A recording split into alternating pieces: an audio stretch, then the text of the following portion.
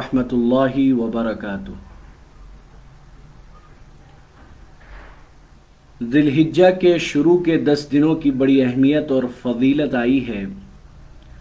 चुनांचे शुरू के 9 दिनों में से हर दिन का रोज़ा 1 साल के रोज़े के बराबर है। हदीस शरीफ के अंदर आया है हर रोज़े की फ़जीलत 1 साल के बराबर है। और ख़ास करके 9 ज़िलहिज्जा यौम अरफा जिसको कहते हैं, कुर्बानी से 1 दिन पहले के दिन का रोज़ा, इसकी फ़जीलत आई है ख़ास कर।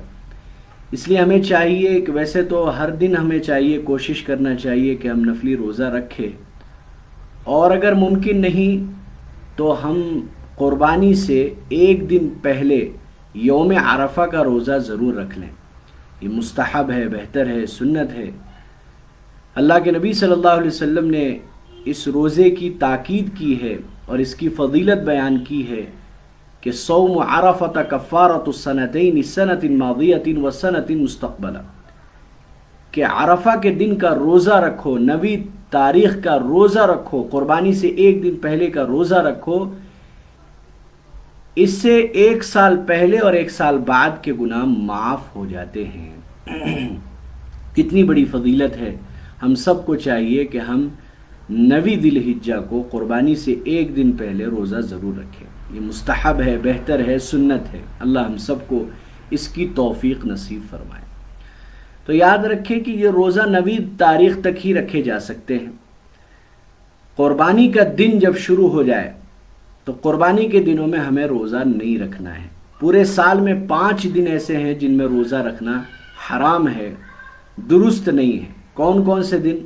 ईद उल फितर के दिन, ईद उल अज़हा के दिन, और ईद उल अज़हा के बाद के 3 दिन जिन्हें अय्याम तशरीक कहा जाता है, यानी कि 11वीं, 12वीं और 13वीं ज़िलहिज्जा, ये 3 दिन भी शामिल है इसमें। गोया कि कुल 5 दिन, इन 5 दिनों में पूरे साल भर में रोज़ा रखना दुरुस्त नहीं है। इन 5 दिनों में क्यों? वजह इसकी क्या है? वजह इसकी ये है कि अल्लाह ताला इन दिनों में मेहमान नवाजी करते हैं। दुनिया के तमाम मुसलमान अल्लाह के मेहमान होते हैं और अल्लाह ताला कुर्बानी के गोश्त के ज़रिए इन दिनों में मुसलमानों का इकराम करते हैं। तो अगर हम रोज़ा रखेंगे तो गोया कि अल्लाह की मेहमान नवाजी से इनकार करना लाजिम आएगा। इसीलिए इन दिनों में रोज़ा नहीं रखना है। तो कुर्बानी के दिन और उसके बाद के 3 दिन 11वीं, 12वीं और 13वीं ज़िलहिज्जा, ये कुल 4 दिन रोज़ा नहीं रखना है। और एक ईद उल फितर का दिन जो शव्वाल की जो पहली तारीख़ है, रमज़ान में जो आखिर में ईद उल फितर आता है रमज़ान के बाद, उसमें भी रोज़ा नहीं रखना है। तो ये कुल 5 दिन है जिनमें रोज़ा नहीं रखना है। यहाँ ये मसला बतला दूँ कि जो ईद उल अज़हा कुर्बानी के दिन सुबह से कुछ ना खाकर अपनी कुर्बानी के गोश्त खाते हैं, तो बहुत से लोग ये समझते हैं कि ये सुबह से रोज़ा है। ये रोज़ा नहीं है, ये रोज़ा नहीं है। अलबत्ता बेहतर और मुस्तहब है कि सुबह से कुछ ना खाए, और जब हम कुर्बानी का जानवर ज़बह कर ले और गोश्त को जब पका ले तो उस गोश्त से हम उस दिन खाने का आगाज़ करें। ये बेहतर है, अफजल है। जो अपने नाम से कुर्बानी कर रहा है उसके लिए सुबह से कुछ ना खाना कुर्बानी के दिन, और अपनी कुर्बानी के गोश्त से खाने का आगाज़ करना, जब पक जाए तो उसके बाद खाए, तो ये अफजल और बेहतर है। हाँ, पानी वगैरह पी सकते हैं, कोई रोज़ा तो है नहीं, इसलिए पानी वगैरह खाना भी खा सकते हैं, नाश्ता भी कर सकते हैं अगर भूख लगी हो।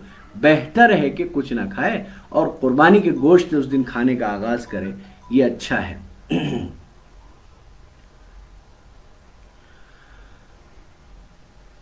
और कुर्बानी के दिन चूँकि खुशी के दिन है, इसलिए एक हुक्म ये भी है कि कोई नफली नमाज नहीं है। ईद की नमाज से पहले पहले कोई नफली नमाज नहीं। यही वजह है कि इशराक की नमाज भी ममनू है इस वक्त। हाँ, जब हम ईद की नमाज पढ़ लेंगे तो फिर अपने घरों में फिर हम जितना चाहे नफिल नमाज पढ़ सकते हैं, लेकिन ईद की नमाज से पहले पहले हमें कोई नफिल नमाज نہیں پڑھنا ہے۔ اور عید کے دن، قربانی کے دن کچھ مسنون چیزیں ہیں جن کو صبح سے کیا جاتا ہے، یہ مستحب ہے، سنت ہے۔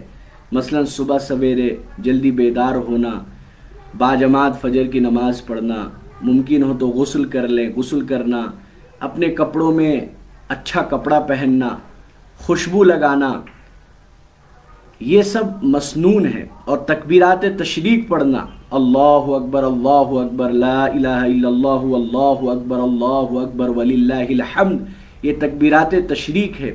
تو تکبیرات تشریق پڑھنا، صبح سے پڑھتے رہنا، یہ بھی جو ہے مسنون ہے۔ اچھا یہ یاد رکھیں کہ تکبیرات جو پڑھی جائے گی، تکبیرات یہ ذی الحجہ کا چاند دیکھ لینے کے بعد ہی سے پڑھتے رہنا ہے ہمیں، چلتے پھرتے اٹھتے بیٹھتے، مستحب ہے، بہتر ان 10 دنوں میں خوب جو ہے ہم تکبیرات پڑھیں۔ لیکن 5 دن تکبیرات تشریق پڑھنا واجب ہے۔ کب؟ 9 ذی الحجہ کی فجر سے لے کر 13ویں ذی الحجہ کے عصر تک ہر فرض نماز کے بعد 1 مرتبہ تکبیر تشریق پڑھنا، مردوں کے لیے بلند آواز سے اور عورتوں کے لیے آہستہ سے 1 مرتبہ کم سے کم پڑھنا، یہ واجب ہے، ضروری ہے۔ تو بہت سے لوگ یہ پوچھ رہے تھے، اس لیے بتا دیا کہ تکبیرات تشریق جو ہے ہمیں 9ویں تاریخ کی فجر سے لے کر 13ویں تاریخ کی عصر تک 5 دن مسلسل ہر فرض نماز کے بعد کم سے کم 1 مرتبہ پڑھنا ہے، 1 مرتبہ پڑھنا واجب ہے۔ اور بقیہ یہ کہ ہم چلتے پھرتے اٹھتے بیٹھتے جتنا ہو سکے یہ تکبیر پڑھیں، یہ اچھا ہے، مستحب ہے اور بہتر ہے۔ ان 10 دنوں میں خوب جو ہے ہمیں تکبیرات تشریق پڑھنا چاہیے۔ بس اللہ تعالی ہمیں ان احکام کو سمجھ کر عمل کی توفیق نصیب فرمائے۔ اب سوالات کا سلسلہ شروع ہوتا ہے۔ میرے دادا کی زمین جائیداد سب کچھ ہے، وہ ہمارے گھر کے بڑے ہیں اور میں اس وقت کماتا ہوں، تو کس کے نام سے قربانی کرنا ہوگا، دادا کے نام سے یا میرے نام سے؟ دیکھیے، کس کی جائیداد ہے یہ نہیں دیکھا جائے گا، اسی طریقے سے کون کماتا ہے یہ بھی نہیں دیکھا جائے گا، کس کی ملکیت میں، کس کے پاس 52.5 تولہ چاندی کے بقدر مال ہے، اس کے اوپر قربانی واجب ہے۔ اگر آپ کماتے ہیں، آپ کے پاس 50,000 سے اوپر مال ہے تو آپ کے اوپر واجب ہے۔ دادا کے پاس، دادا کی جائیداد ہے، دادا کے پاس بھی جمع کیا ہوا 50,000 سے اوپر ہے ضروریات کے علاوہ، یہ جائیداد کے علاوہ، تو دادا کے اوپر بھی واجب ہے۔ جس کے پاس 52.5 تولہ چاندی کے بقدر مال ہے ان کے اوپر قربانی واجب ہے۔ کیا ہم حضور صلی اللہ علیہ وسلم کے نام سے قربانی کر سکتے ہیں؟ دیکھیے، اگر آپ کے اوپر واجب ہے تو پہلے آپ اپنے نام سے قربانی کریں گے، اور اگر اللہ نے دوسرا جانور بھی میسر کیا ہے، اگر آپ کے اندر استطاعت ہے تو دوسرا جانور بھی آپ حضور صلی اللہ علیہ وسلم کے نام میں نفلی قربانی کر سکتے ہیں۔ لیکن پہلے اگر آپ کے اوپر واجب ہے تو آپ اپنے نام سے کریں گے۔ کیا 4-5 لوگ مل کر بڑے جانور میں شریک ہو سکتے ہیں یا 7 لوگ ہی ہونا ضروری ہے؟ نہیں، بڑے جانور میں زیادہ سے زیادہ 7 لوگ شریک ہو سکتے ہیں، کم سے کم تو ایک آدمی بھی پورا جانور کر سکتا ہے، بڑا جانور کر سکتا ہے، لہذا 4-5 لوگ مل کر بھی ایک بڑے جانور میں شریک ہو سکتے ہیں، اس میں کوئی مسئلہ نہیں ہے۔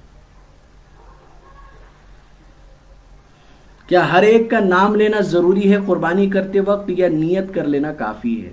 نیت کر لینا کافی ہے، نام لینا ضروری نہیں۔ نام لے لے تو اچھا ہے، لیکن نیت سے کافی ہو جائے گا، نام لینا ضروری نہیں۔ ہم 3 جانور کرنے والے ہیں، کیا ہر جانور میں 3 حصہ لگانا ضروری ہے یا ایک پورا جانور غریب کو دے کر باقی 2 جانور خود رکھ سکتے ہیں؟ بالکل رکھ سکتے ہیں، ضروری نہیں کہ ہر جانور میں آپ 3 حصہ لگائیں۔ اگر 3 جانور کر رہے ہیں تو ایک جانور غریب کے لیے ہو جائے، ایک جانور خود کھائے، ایک جانور رشتہ داروں کو کھلائے۔ کیا گھر میں کسی کے بھی نام سے قربانی کر سکتے ہیں؟ نہیں، گھر میں جو صاحب نصاب ہیں انہی کے نام سے قربانی ہوگا۔ جو مالک نصاب ہے، جن کے پاس 52.5 تولہ چاندی کے بقدر مال ہے، ان کے نام سے قربانی ہوگی۔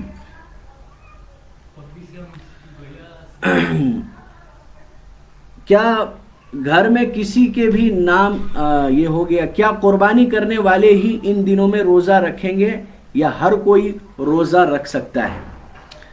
ہر کوئی روزہ رکھ سکتا ہے، قربانی کرنے والوں کے لیے یہ فضیلت نہیں، ہر کسی کے لیے فضیلت ہے۔ 4 بھائی نے مل کر 4 بکرا پالا ہوا تھا قربانی کے لیے، اب حالات نازک ہونے کی وجہ سے وہ یہ سوچ رہے ہیں کہ یہ چاروں بکرے بیچ کر ایک بھینس لے لیں، بھینس سستے میں مل جائے گا اور باقی پیسہ اپنی ضروریات میں صرف کریں گے، کیا ایسا کرنا درست ہے؟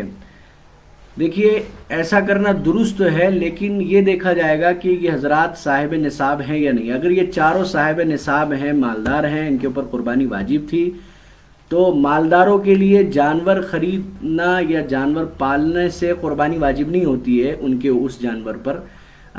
اسی لیے اگر مالدار ہے تو وہ بیچ کر دوسرا جانور خرید سکتے ہیں قربانی کے لیے، یعنی کہ بڑا جانور خرید سکتے ہیں، ایسا کر سکتے ہیں اور باقی رقم جو ہے اپنی ضروریات میں صرف کر سکتے ہیں۔ لیکن اگر یہ غریب ہیں، ان کے اوپر قربانی واجب نہیں، لیکن پھر بھی قربانی کے شوق میں انہوں نے بکرا پالا ہوا ہے 4 بکرا، تو پھر غریب کے لیے تو بکرے قربانی کا جانور خریدتے ہی یا نیت کرتے ہی ان بکروں کی قربانی واجب ہو جاتی ہے۔ لہذا اگر غریب ہے، یہ لوگ مالک نصاب نہیں ہے، تو پھر ان 4 بکرے کی قربانی کرنا ان کے لیے ضروری ہو جائے گا، یہ بیچ کر بڑا جانور نہیں خرید سکتے ہیں۔ کیسے جانور کی قربانی کرنا افضل ہے؟ جو سب سے زیادہ قیمتی ہو، موٹا تگڑا ہو، ایسے جانور کی قربانی کرنا اچھا ہے، لیکن اس وقت اگر مناسب جانور خرید لے اور بقیہ رقم غریبوں کو دے دے تو یہ زیادہ اچھا ہے۔ جس جانور کی پیدائشی سینگ نہ ہو تو اس کی قربانی کرنا کیسا ہے؟ دیکھیے، جس جانور کی پیدائشی سینگ نہیں ہے اس جانور کی قربانی کرنا بالکل درست ہے، جائز ہے، یہ عیب نہیں ہے۔ کیا قربانی کے لیے جانور کا 2 دانتا ہونا ضروری ہے؟ نہیں، سال بھر کا ہونا ضروری ہے۔ اگر چھوٹا جانور ہے، خسی، بکرا، بکری، یہ سال بھر کا ہو تو پھر اس کی قربانی جائز ہے، دانتا ہونا ضروری ہے۔ دانت بس علامت کے لیے ہے، دیکھتے ہیں لوگ، لیکن یہ کوئی حتمی معیار نہیں ہے۔ اگر عید الاضحیٰ کی نماز اکیلے پڑھنا ہو تو کیسے پڑھیں؟ عید الاضحیٰ کی نماز نہیں پڑھیں گے اکیلے کی صورت میں، تو نفل نماز اس دن پڑھیں گے۔ کوشش ہو کہ جماعت کے ساتھ 4-5 افراد مل کر جو ہے عید الاضحیٰ کی نماز پڑھ لیں، اور اگر ممکن نہ ہو، گھر میں تنہا ہے، تو پھر نفل نماز اس دن پڑھیں گے 2 رکعت یا 4 رکعت۔ کیا قربانی کا جانور ذبح کرنے کے بعد بھی دعا پڑھنا ہے؟ دیکھیے، قربانی کی جو دعا ہے وہ تو پہلے پڑھی جاتی ہے، جانور کو لٹا دے اس کے بعد پڑھے انی وجہت وجہی للذی فطر السماوات والارض حنیفا وما انا من المشرکین ان صلاتی ونسکی ومحیای ومماتی للہ رب العالمین لا شریک لہ وبذلک امرت وانا اول المسلمین، یہ دعا ہے۔ اس کے بعد بسم اللہ اللہ اکبر کر کے چھری چلائیں گے، اور پھر جب چھری چلا دیں اس کے بعد جس کے نام سے ہے تو اس کی نیت کر لے، اس طور پر اللہم تقبلہ من فلاں، تو یہ من کے بعد کسی کا نام لے لے جس کی طرف سے ہو رہا ہے، جیسے محمد کی طرف سے ہو رہا ہے من محمد کما تقبلت من حبیبی کا محمد و خلیلی کا ابراہیم، یہ تو یہ سنت ہے، یہ بہتر ہے کہ اس طرح عربی میں کہہ لے، اور نہیں تو بھئی اردو میں بھی نیت کر لیں گے تب بھی کافی ہو جائے گا۔ اور یہ جو لمبی دعا ہے یہ پڑھنا بھی ضروری نہیں ہے، یہ پڑھنا سنت ہے، بہتر ہے، اور اگر کسی کو یاد نہیں ہے تو دیکھ کے پڑھ لے، دیکھ کے بھی نہیں پڑھ سکتا ہے تو پھر بسم اللہ اللہ اکبر کہہ کر ہی ذبح کر دیں گے، تب بھی قربانی ہو جائے گی۔ کیا قربانی کے بدلے غریبوں کو پیسہ نہیں دے سکتے ہیں؟ قربانی تو اصل نفس کی قربانی ہے، نہ کہ جانور کی قربانی۔ یہ سوال جہالت والی ہے۔ قربانی کا فریضہ قرآن سے ثابت ہے، اللہ نے خود حکم دیا ہے فَصَلِّ لِرَبِّكَ وَانْحَرْ، قربانی کرنا واجب ہے، ہر صاحب نصاب پر قربانی کرنا واجب ہے۔ ایسے حالات میں بھی، ایسے دور میں بھی ہم مناسب جانور خرید کر قربانی ضرور کریں، ساتھ ساتھ غریبوں کی بھی امداد کرتے رہے۔ ایسا نہیں ہے کہ ہم قربانی چھوڑ کر غریبوں کی ہم امداد کرنے بیٹھ جائیں اس پیسے سے۔ ہم قربانی کرنا یہ اللہ کا حکم ہے، اللہ کا فریضہ ہے، اس لیے ہمیں قربانی تو ضرور کرنا ہے۔ غریبوں کو ادا کرنے سے غریبوں کو اگر ہم پیسہ دے دیں گے تو اس سے ہمارا قربانی کا فریضہ ادا نہیں ہوگا۔ قربانی کرنا واجب ہے، فرض ہے، ضروری ہے۔ ہم روتاہٹ کے علاقے کے ہیں، ہمارے یہاں تو مسجدیں کھلی ہیں، یہاں جمعہ کی نمازیں بھی ہو رہی ہیں، تو کیا ہم عید الاضحیٰ کی نماز مسجد میں نہ پڑھ کر گھروں میں پڑھیں؟ بھائی دیکھیے، سرکار کی جانب سے اجازت تو ملی نہیں ہے، اور احتیاط اسی میں ہے کہ اس وقت زیادہ بھیڑ کسی بھی جگہ جمع نہ کرے، زیادہ مجمع اکٹھا ہونا اگرچہ مسجدوں میں کیوں نہ ہو بالکل مناسب نہیں ہے۔ تو اس لیے میں نے جو اعلان کیا تھا وہ احتیاطی طور پر ہے، یہ مشورے کے طور پر ہے. بقیہ آپ کے علاقے میں اگر پولیس پرشاسن سے اجازت مل جاتی ہے اور مسجدیں کھلی ہیں، باضابطہ جمعہ وغیرہ آپ لوگ پڑھ رہے ہیں، تو پھر عید الاضحیٰ کی نماز بھی آپ لوگ پڑھیں. آپ کے لیے مسئلہ نہیں ہے تو ٹھیک ہے. لیکن جن بہت سارے علاقوں میں اس وقت جو ہے احتیاط برتا جا رہا ہے اور مسجدیں بند ہیں اور جمعہ کی نمازیں بھی ابھی بھی جو ہے گھروں میں ہو رہی ہے، تو عید الاضحیٰ کی نماز بھی گھروں میں پڑھیں. بہت سے لوگ مسائل پوچھ رہے تھے، اس لیے اس کو اعلان کرنا پڑا. باقی یہ ہے کہ مشورہ یہی ہے، احتیاط برتا جائے. چھوٹی چھوٹی جماعتیں مختلف علاقوں میں پڑھ لیں. ضروری نہیں کہ ایک ہی جگہ سارے لوگ جمع ہو اور جو باضابطہ جو ہے عید الاضحیٰ کی نماز جس طرح پہلے ہو رہی تھی ویسے ادا کریں. تھوڑا سا صبر کر لے اور اللہ سے دعا کرے کہ اللہ تعالیٰ جلد از جلد یہ وائرس دنیا سے ختم فرما دے اور ہم پہلے کی طرح جو ہے ہم مسجدوں میں جمع ہو کر جو ہے خوب نمازیں ادا کریں، مسجدوں کو آباد کریں. دعا فرمائیں آپ لوگ، اللہ تعالیٰ یہ بیماری کو جلد از جلد ختم فرما دے. باقی یہ ہے کہ احتیاط برتنا بہت ضروری ہے، اس لیے گھروں میں نماز پڑھنے کے لیے حکم دیا گیا ہے. گھروں میں نماز پڑھنا زیادہ اچھا ہے. میرے شوہر مقروض ہیں، ان کے پاس پیسے نہیں ہیں اور میرے شوہر مجھے تھوڑا تھوڑا دیتے تھے تو میں اسے جمع کر کے رکھتی تھی، تو کیا مجھ پر یا میرے شوہر پر قربانی واجب ہے؟ دیکھیے، اگر آپ کے شوہر مقروض ہے تو قرض کا پیسہ نکالنے کے بعد اگر آپ کے شوہر کے پاس 52.5 تولہ چاندی کے بقدر مال بچتا ہے تو ان کے اوپر قربانی واجب ہے. اور اگر قرض اتنا ہے کہ قرض کا پیسہ نکالنے کے بعد 50,000 کے قریب مال نہیں بچتا ہے تو پھر ان کے اوپر قربانی واجب نہیں ہے. اور آپ کے شوہر نے آپ کو جو تھوڑا تھوڑا دیا ہے اس کے مالک آپ ہیں. آپ کے پاس وہ جمع شدہ رقم اگر 50,000 سے اوپر ہو گیا ہے تو آپ کے اوپر بھی قربانی واجب ہوگی. بکری 2 سال کا ہے پر اس کا دانت نہیں نکلا ہوا ہے، کیا قربانی جائز ہے؟ بالکل جائز ہے. سال بھر کا ہو گیا تو جائز ہے. دانت ہونا نہ ہونا یہ حتمی علامت نہیں ہے. 2 سال کا ہو گیا ہے تو قربانی جائز ہے. بس یہ چند سوالات تھے آج کے. اللہ تعالی ہمیں ان احکامات کو سمجھ کر عمل کی توفیق نصیب فرمائے. آج جو ہے ذرا پہلے ہی آن لائن تفسیر کر دی گئی ہے.